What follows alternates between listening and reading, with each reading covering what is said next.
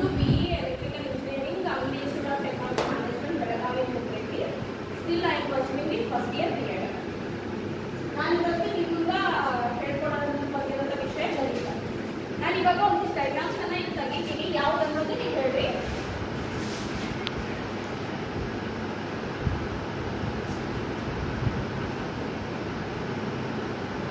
ಇದು ಯಾವ ರೇಖಾಕೃತಿ?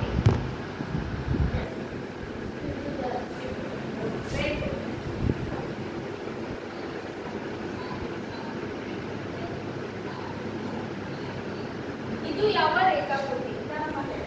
ಸರಳ ರೇಖೆ.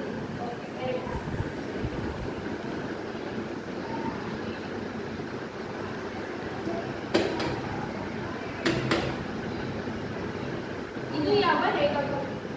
ಹೇಳ್ಬಾನಿ.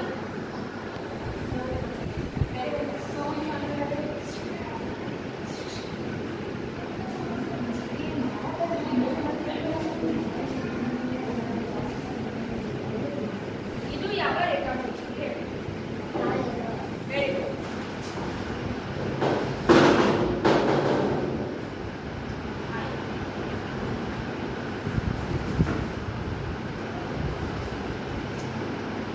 ಇದು ಯಾವ ರೇಖಾಕೃತಿ? ತ್ರಿಭುಜ. ಇದು ಯಾವ ವೃತ್ತ? Very good. ಹಾಗಾದ್ರೆ ಪ್ರಿಯ ವಿದ್ಯಾರ್ಥಿಗಳೇ, ನಾವಿಂದು ವೃತ್ತಗಳ ಬಗ್ಗೆ ಏನೋ ತಿಳಿದುಕೊಳ್ಳೋಣ. ಡೈರೆಕ್ಟ್ ಹೋಗೋದಿಲ್ಲ, ಅದು ನಾನು ಮ್ಯಾಗಿನ ತುಂಬಲ್ಲ ಆ ಮಂಜುನ ಬಂದು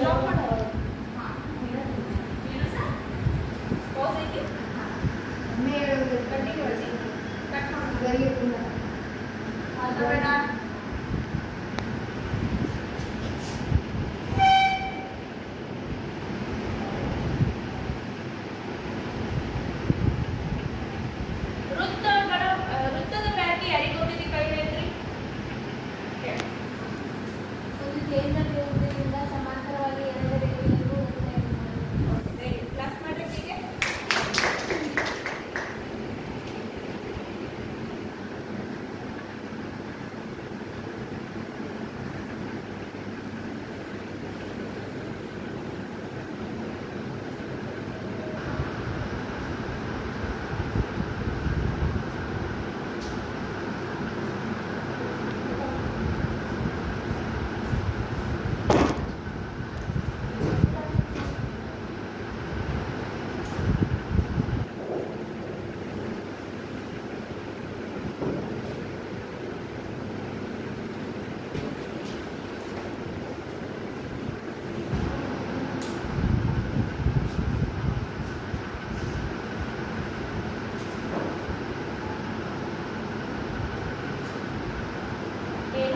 ಒಂದು ಕೇಂದ್ರ ಬಿಂದುವಿನಿಂದ ಸಮಾಂತರ ದೂರದಲ್ಲಿ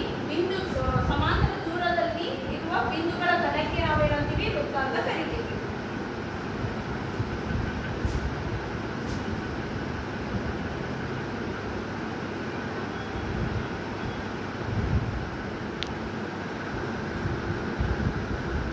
ಕೇಂದ್ರ ಬಿಂದುವಿನಿಂದ ಸಮಾಂತರ ದೂರದಲ್ಲಿ ಇರುವ ಬಿಂದುಗಳ ಘನಕ್ಕೆ ಎಳೆದ ರೇಖೆಯನ್ನು ನಾವೇನಂತೀವಿ? ವೃತ್ತ ಅಂತ ಕರಿತೀವಿ. ಹಾಗಾದ್ರೆ ವೃತ್ತದ ಸುತ್ತಳತೆ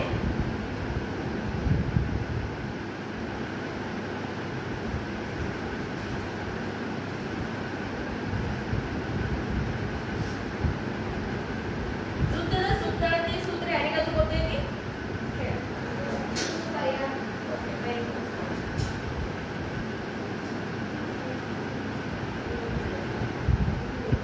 ವೃತ್ತದ ವಿಸ್ತೀರ್ಣ ಏನು ಹೇಳ್ತೀವಿ?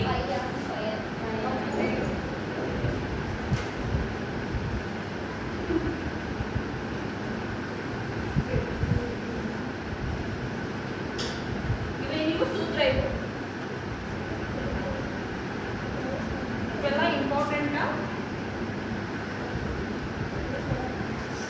ಹಾಗಾದ್ರೆ ಇವಾಗ ಒಂದು ವೃತ್ತವನ್ನು ತೋರಿಸ್ತೀನಿ ಇವಾಗ.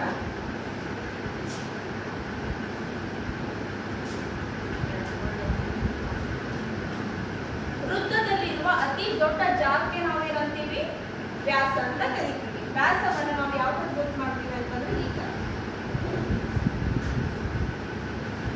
ಒಂದು ವೃತ್ತ ಇರ್ತೈತಿ. ವೃತ್ತದಲ್ಲಿ ಈ ತರ ನಮಗೆ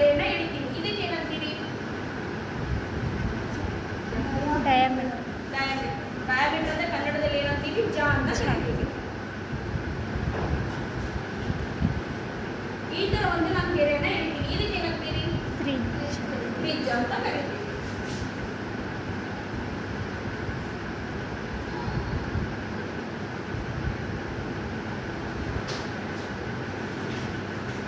ವೃತ್ತದಲ್ಲಿರುವ ಅತಿ ದೊಡ್ಡ ಜಾಗಕ್ಕೆ ನಾವೇನಂತೀವಿ ವ್ಯಾಸ ಅಂತ ಕರಿತೀವಿ. ವ್ಯಾಸವನ್ನ ನಾವು ಏನ್ ಮಾಡ್ತೀವಿ, ಟಿ ಅಕ್ಷರದಿಂದ ಏನು ಸೂಚಿಸ್ತೀವಿ.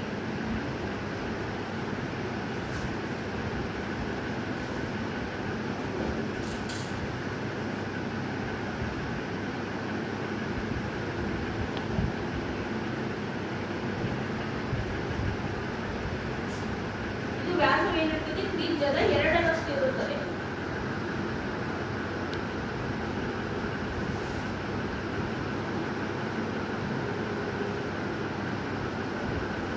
ಇದರ ಸೂತ್ರ ಯಾರಿಗಾದ್ರೂ ಗೊತ್ತೈತಿ?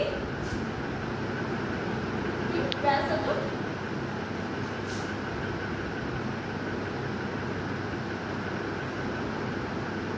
ಡಿ ಅಂದ್ರೆ ಡಯಾಮೀಟರ್.